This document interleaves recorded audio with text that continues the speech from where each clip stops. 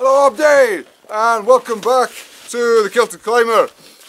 Today we're back in Italy, and this video is a continuation of the Scottish Wisdom series that started on Carnleith back around Christmas time.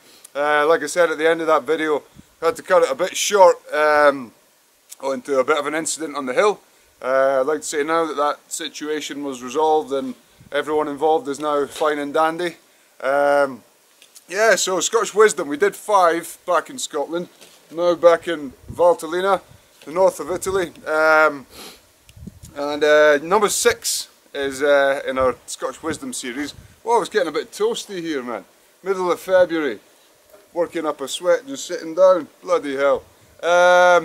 Number 6 is Mony a Mickle makes Max a Muckle. Mony a Mickle Max a Muckle. Aye, so basically that one I suppose is many a penny makes a pound. Aye, so I think if you take the wisdom that we can take from that is that if you take anything as a whole, it can be a little bit overwhelming, and if you break it up into parts, more doable, negotiable, manageable parts, it becomes a hell of a lot easier. You could apply it really to any situation. I'm actually freezing my ass on this bar of snow here, so I'm going to stand up. You can apply that to any situation. For example, this afternoon when I get home, I'm going to get stuck into a shed load of work that I've got to get on with, and it's a big project, one that'll probably take a good couple of weeks, and when that first landed I absolutely crapped myself. But that's because I wasn't thinking Mony a Mickle Max a Muckle, and yeah, applying that theory to this work, I suppose, you know, it's just taking it step at a time, setting short-term goals, saying okay, by the end of today I will have finished so much, by the end of the next day I'll have finished so much, and not looking too far ahead. Yeah, helps me keep a level head, so to speak. So yeah, Mony a Muckle Max a Muckle. Mony a Mickle Max a Muckle. Bloody hell, bit of a tongue twister, yeah. Also, before we switch off on that one, it's very applicable to hiking, mountaineering. So, I started, to show you some of the valley here, look at this, resplendent in the morning sun. I started today's hike a long way down there, got into a wee bit of car bother. And yeah, when I was forced into parking so low, you know, part of me was thinking, oh god, am I ever going to reach the top of this hill? That's the top of the hill up there. Oh, there's just a beautiful wee bit of sun on top of it now, look at that, gorgeous. The rest of it's in the shade, the summit's in just catching a wee bit of sun there. So that's Connemara. So from the start, and even from here, you know, I could think, well, that's a heck of a long way. Be a little bit disheartened by it all, but instead of doing that, I'll just think Mony a Mickle Max a Muckle, and I'll be sorted bit by bit. Just cut it up into stages. I will get there sooner or later. Number 7 coming up soon.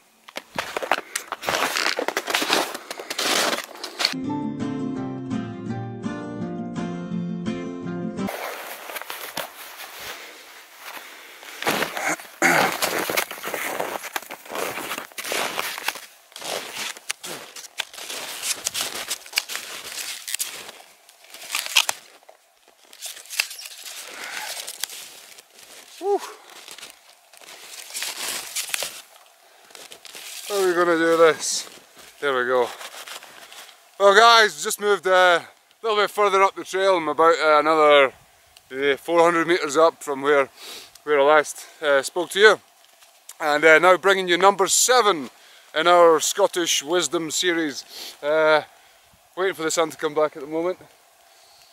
Just disappeared behind the cloud there. Sure it'll be back soon.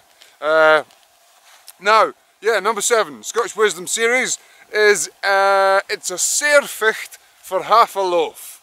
It's a sair ficht for half a loaf.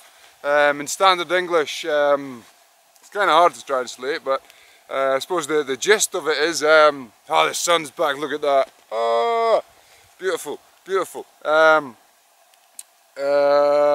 Gist of it is, life is hard, and you don't always get what you want, as Mr. Jagger said. Yeah, so I suppose this one, the take home from this is probably something to do with expectation management, you know. Yeah, if you expect to get everything you want, you're probably ultimately going to be a bit disappointed. One thing you see pretty much everywhere in the world these days is, that's maybe a bit harsh saying everywhere, but in a lot of places certainly, strong sense of entitlement. I suppose that's maybe just come, you know, as a result of the relative wealth, I suppose, the vast majority of the Western world's enjoyed the last century or so. You know, it's there are less people living in poverty than ever before, and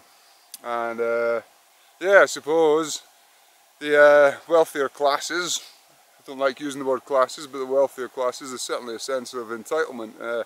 But you also see, you know, on the rise, there's a lot of gurning, as we've said, perhaps in another video. Yeah, a lot of gurning going on. You know, people disappointed when they don't get what they want. They feel that they merit it somehow, and you know, you only merit what you work for at the end of the day. So, sair ficht for half a loaf.